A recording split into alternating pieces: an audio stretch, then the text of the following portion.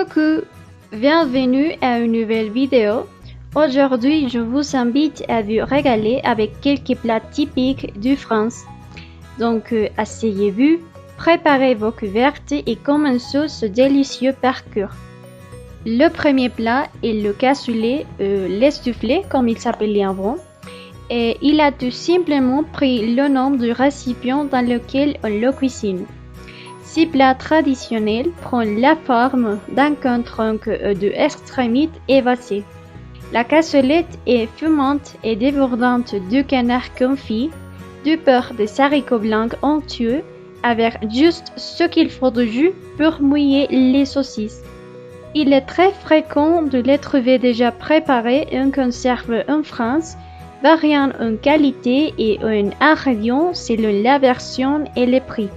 Bien que, comme dans tous les plats anciens et populaires, il existe des différences entre les recettes d'une famille et d'une autre, on peut préciser que l'ingrédient de base du cassoulet est les haricots blancs qui sont cuisinés avec des morceaux de viande et des saucisses qui peuvent varier selon la recette, mais parmi lesquels on retrouve souvent la côtelette du beurre, les saucisses de Toulouse, les lardons et les canards confits.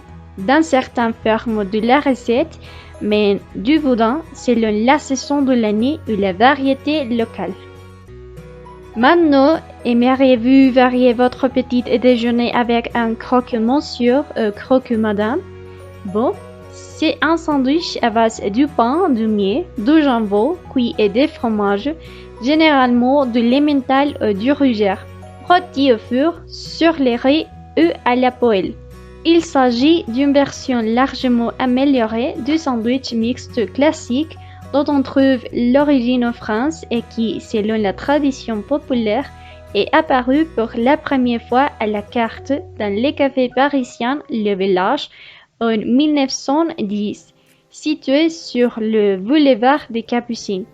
À l'origine, il était fait avec du pain, du jambon et du fromage, mais ils ont évolué rapidement et maintenant nous constatons qu'ils sont de la sauce béchamel ou mornaille, de la moutarde ou en version féminine, un œuf au plat qui rappelle le chapeau des dames du temps. Le suivant plat, j'espère que ça ne vous impressionne pas, c'est les escargots de Bourgogne. Il se compose de quelques escargots cuits et servis dans leur coquille, purée de beurre, à lait et de persil, servis dans les restaurants français. La consommation des escargots de Bourgogne s'est répandue et devient à la mode dans toute la France dans la seconde moitié du XIXe siècle. Mais la disparition progressive de leur habitat naturel et l'utilisation généralisée des pesticides réduisent la population à tel point qu'il devient de plus en plus difficile d'approvisionner l'ensemble du pays et qu'il faut recourir aux importations d'abord d'Allemagne et d'Europe centrale. Et vous, oseriez-vous les goûter? Finalement, je vais vous montrer le couscous. Il est élaboré avec du blé dur à base d'huile d'olive. Cet avocat contient du couscous, des légumes, des épices, de l'huile d'olive et de la viande et du poisson. Bien qu'il s'agisse d'un plat traditionnel de la cuisine maghrébine, il a été connu en France depuis le XVIe siècle et il a été intégré dans la cuisine française au début du XXe siècle.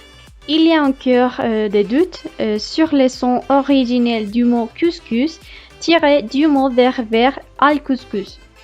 Selon certains, il désigne la quantité de nourriture qu'on va se prendre avec son bec et pétrir en minuscules boules pour nourrir ses petites. Quelles que soient les interprétations de chaque pays donne à ce plat, sa préparation repose sur deux constantes sans lesquelles il perd son authenticité. D'une part, la qualité des reins, qui réside essentiellement dans l'art du pétrir à la main et de cuire la semoule, et d'autre part, le saveur de la viande, qui est beaucoup légumineuse et aux épices réunies dans les bouillons.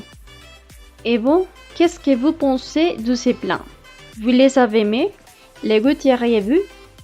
Encore une fois, je vous remercie de m'écouter. On se verra dans une prochaine vidéo.